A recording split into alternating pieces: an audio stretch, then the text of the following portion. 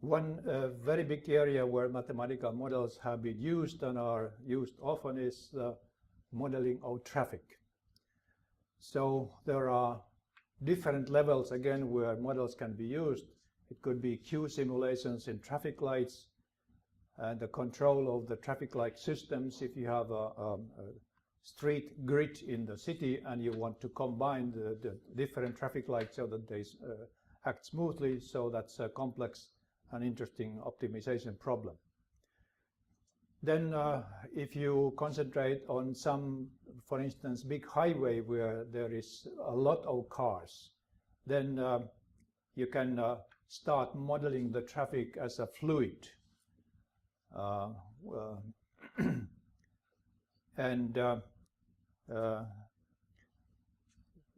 Where, for instance, the models can reveal some behavior like so-called shock waves if there are more condensed part of the traffic and then more thin parts, and when sudden things happen on the highway, it will have an effect on how the traffic flow behaves, and such models have been used to understand the traffic, and that helps also to design the roads so that they are safe and they are working fluently. Then another aspect is brought into this traffic modeling when you nowadays you have the geodata, the positioning data, and street maps, and then you can start thinking about this what is called dynamic traffic guidance. So the system can tell to the drivers where are the congested parts of the city, which streets to avoid, and which routes to choose, and so forth. Nowadays, when almost all cars are having people with a mobile phone, and the base stations know where the mobile phones are, so then you can use this position data of the mobile phones as a measure to tell how the traffic is flowing. And there are interesting applications nowadays available which are based on this positioning data of the cars, and then give you forecast how much it takes time to drive from one place to the other. Okay, so now I have given you a long list of examples which will still continue, but let's stop for a moment to think about this general picture. So we call mathematical technology this area which is now a combination of modeling, mathematics, numerics, and then the knowledge of the actual application area. And there is interaction between all of them, and this is now really new era in the modern world, which really is based on now the computer revolution, and which we can call mathematical technology or industrial mathematics.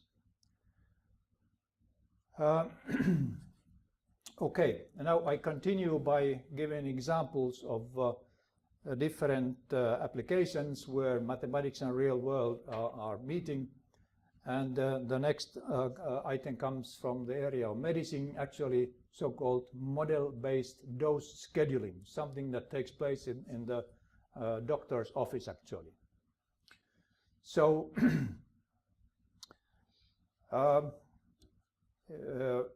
we have the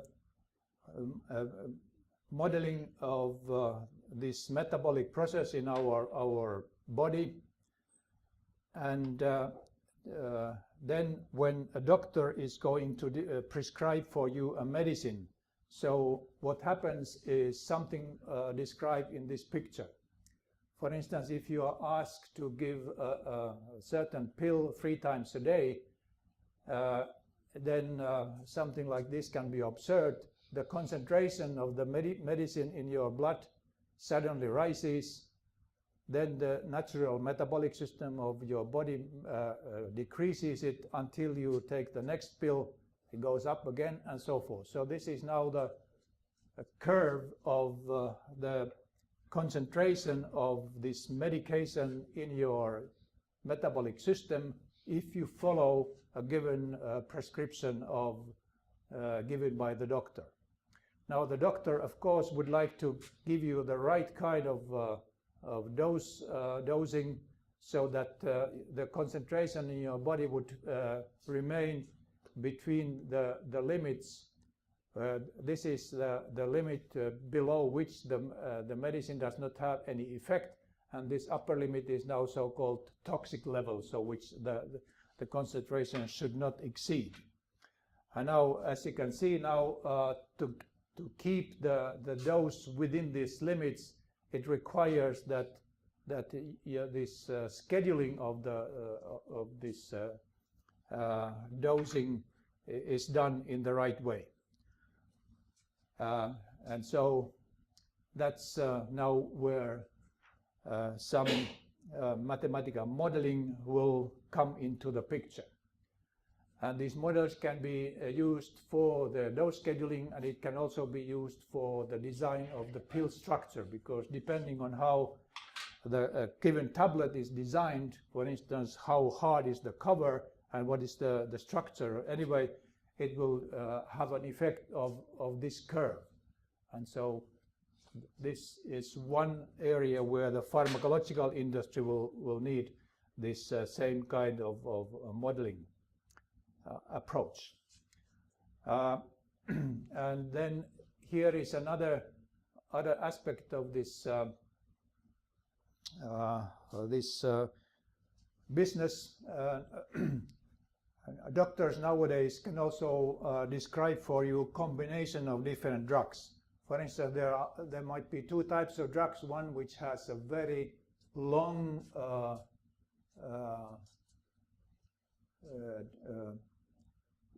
time of effect, so it's maybe acts slowly, but the range is long. And then there is some other type of pill which acts very quickly and then decays also very quickly. And now the doctor might be giving for you a combination. Take one pill in the morning and then two other pills later in the afternoon.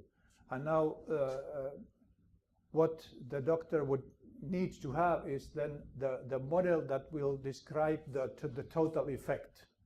Also take into account the variability and uncertainty that comes from the differences between individual patients, and that's what is being done. For instance, this example comes from a pharmacological faculty in University in Montreal, where they are using mathematical models for in consultation with the pharmacological industry. So yeah, in this way, the study of dose scheduling needs mathematical modeling.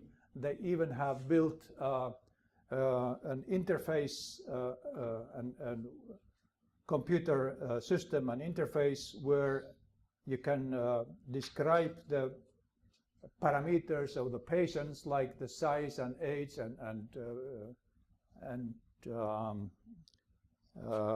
for instance the diet habits and so forth, and then the system will help the doctor to plan the correct way of combining these drugs in, so that the concentration will be kept in the optimal level. Okay, next example, we jump from medicine to automobile design. So when you, and just a small detail, when you design the different car parts, this is just one part of the outer surface of the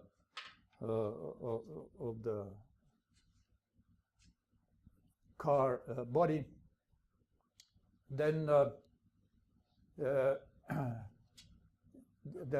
design here, the geometric shapes are very critical, and a lot of mathematical models are used, for instance, splines, Bezier curves, Bezier surfaces, and so forth, to generate the shape of this component.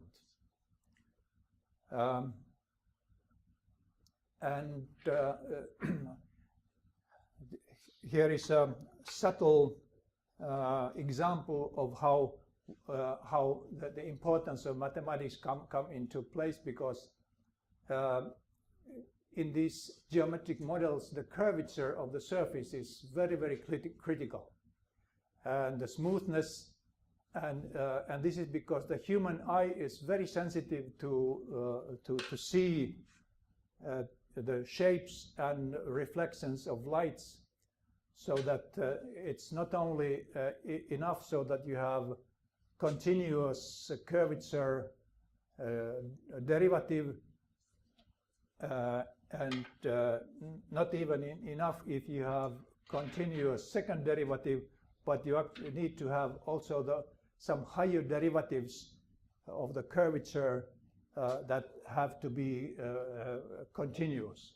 And so they need sophisticated ways of measuring now the curvature in these geometric shapes, and so the so-called Sobolev norms and higher derivatives are used in in this design of automobile parts.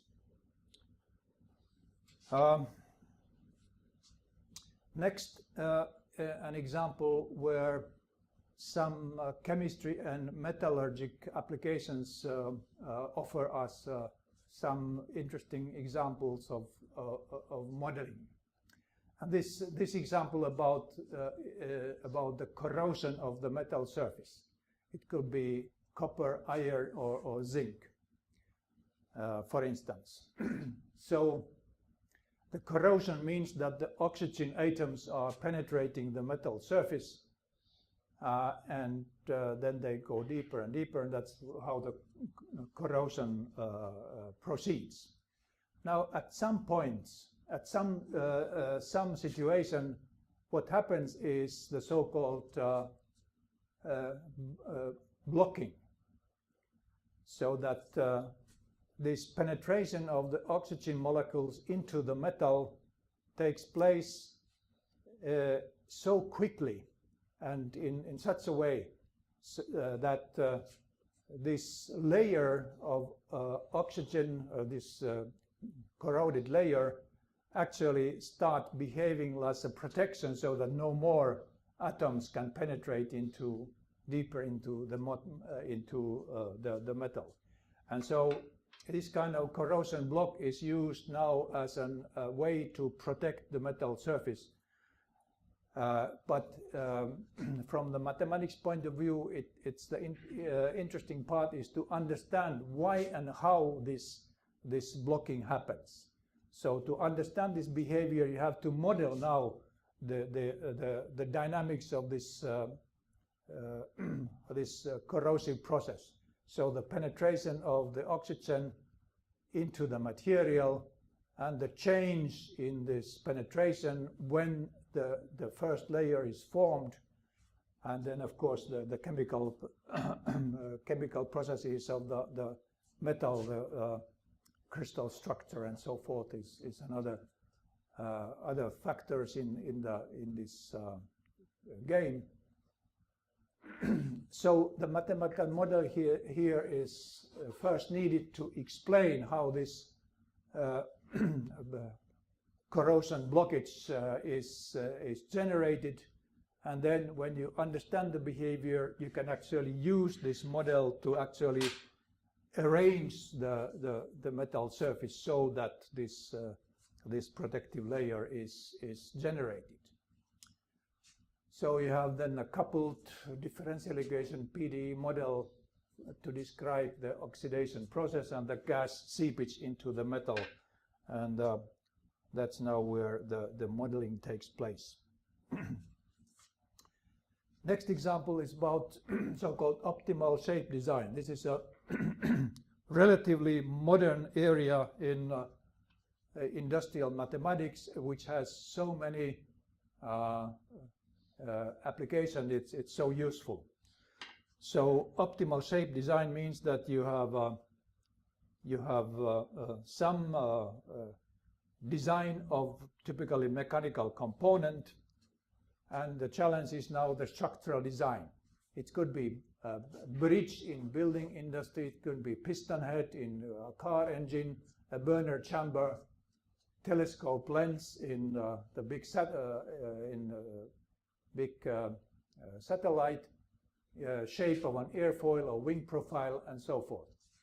And now the optimal shape design means that you are applying certain variational principles, basically optimal control type things, and where you can formulate now the functional, which describe now this mechanical or other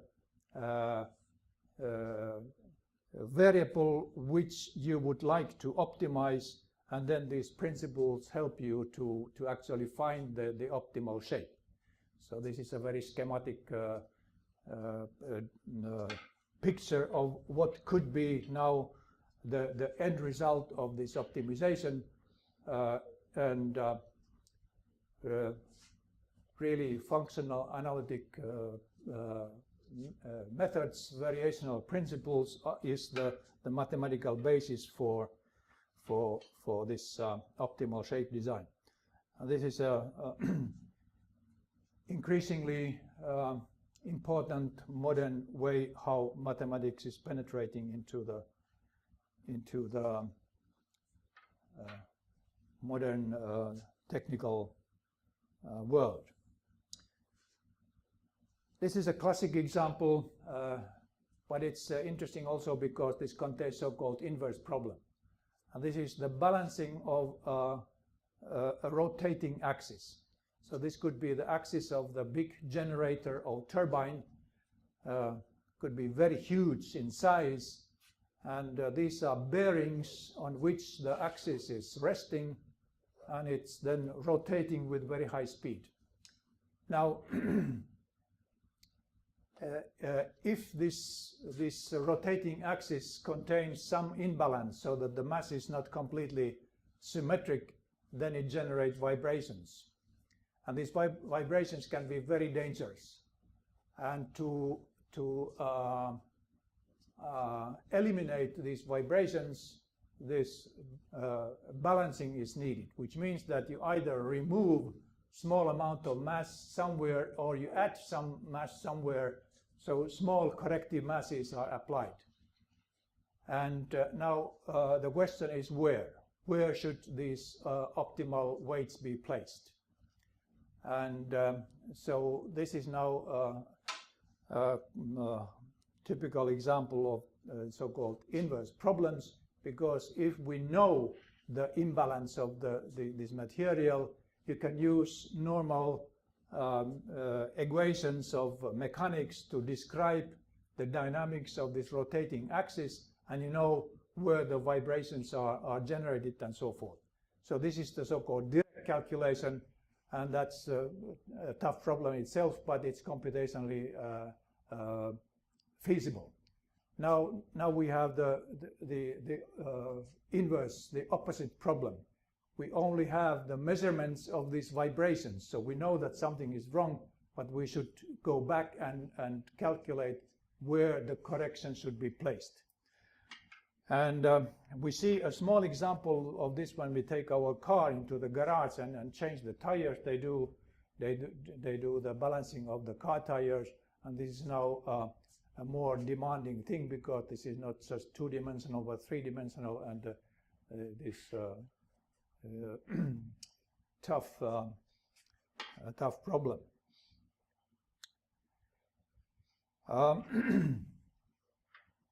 This example is then from the area of discrete models, discrete mathematics. And this is now the operations research in the container port, where you are handling loading and unloading of containers from a cargo ship. And now the order in which these containers are put into the ship and then taken out, that's a challenge for this cargo handling, because when the ship is going from one port to the other and you take some of the containers out and some are taken in, you should organize the content in such a way so that this handling will be minimized. And so here you come into these integer models in discrete optimization, integer programming, which are needed. And there are some algorithms that are available to do this, and these are extremely useful, and they save a lot of money if these optimization models can bring even a few percent of better efficiency in the loading and unloading schedule of a big ship. My next item to describe is mathematics in the media industry, and I call it Hollywood mathematics. So modern movie industry is a really big client for mathematics. So these special effects in movies, they are based on really mathematical models. One example is this famous figure in this movie called The Lord of the Rings, this guy called Gollum.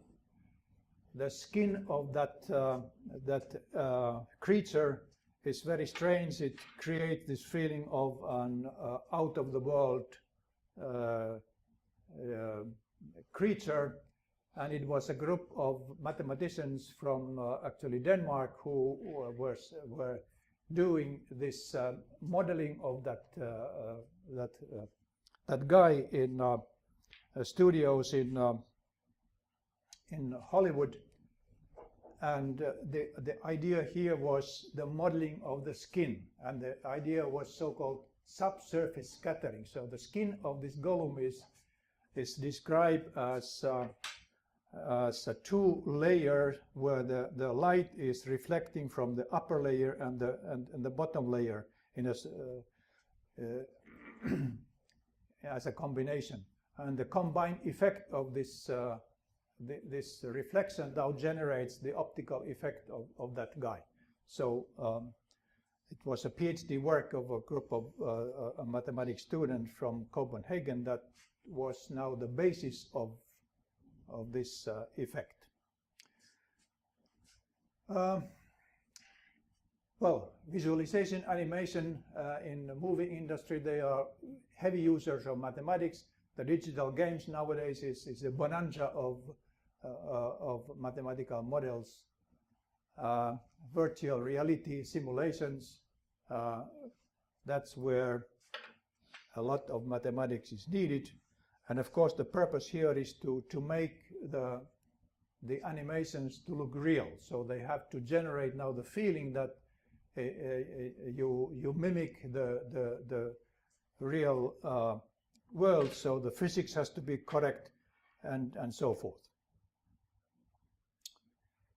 Well, I already mentioned this example of epidemiology, which is an area where sophisticated mathematical models are used. So this is a typical picture of a disease where there are the susceptible individuals, then there are exposed, infected, and maybe recovered. And for instance, in the case of malaria, there is also an outer agent called vector, which is an insect, a mosquito, which is part of the game. And so this is now the picture of these epidemics. And this is another example where one is modeling the influenza and the vaccination and the effect of vaccination of influenza.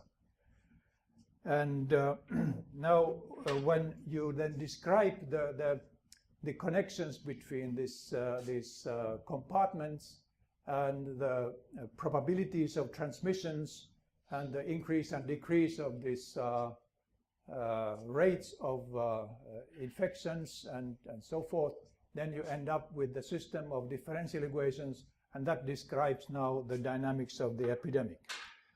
And now when we have this model, of course, it can be used to try to understand the dynamics of the epidemics, and then even to plan what can be done, what would be the effect, for instance, of the vaccination policy in this case.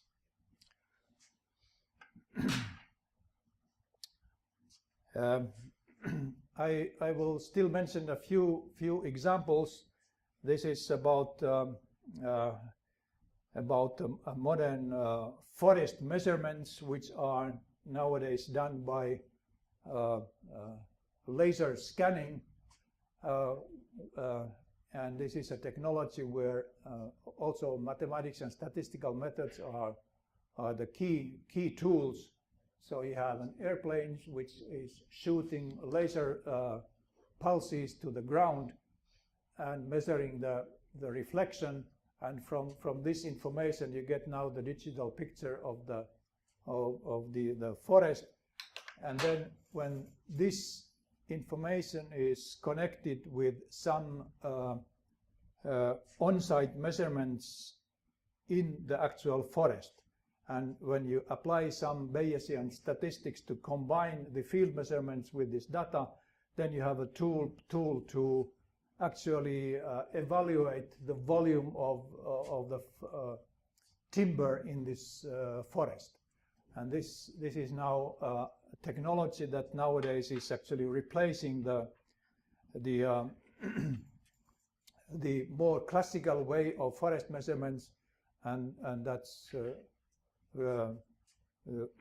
another important area of industrial mathematics, in this case forest measurements. This comes from the instrument design in medical industry.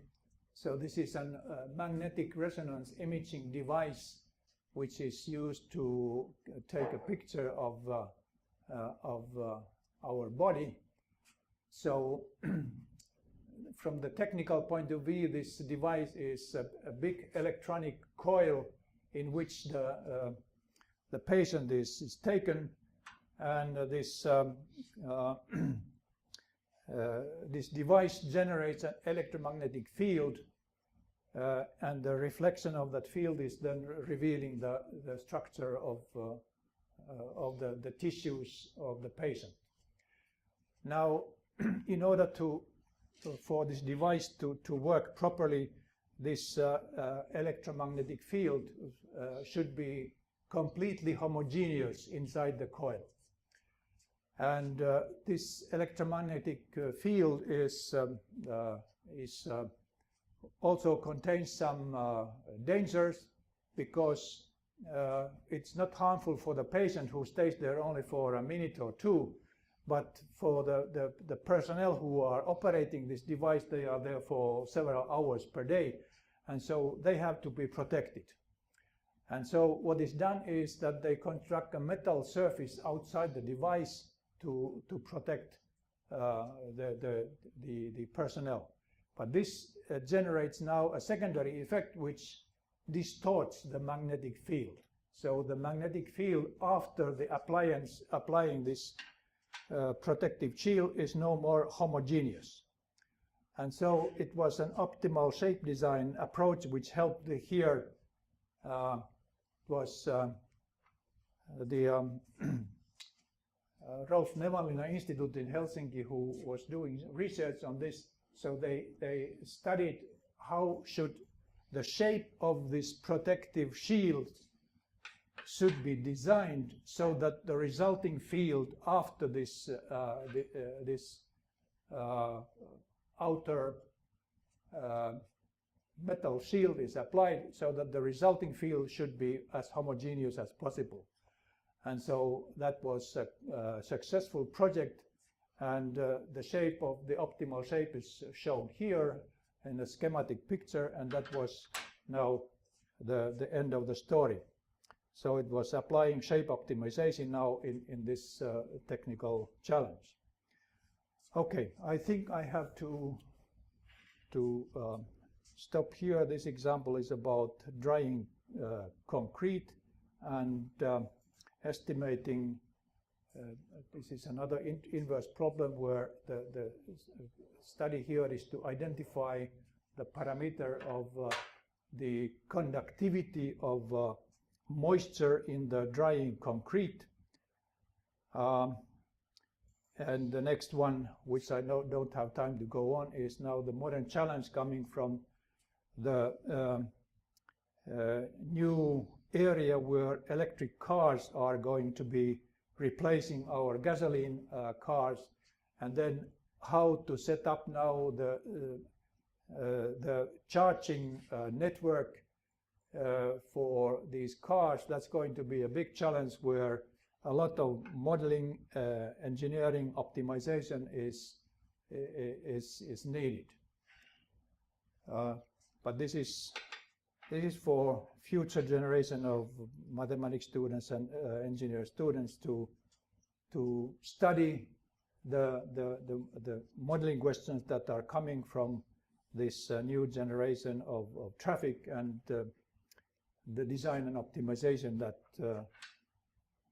that are needed for setting up this new technology. Thank you.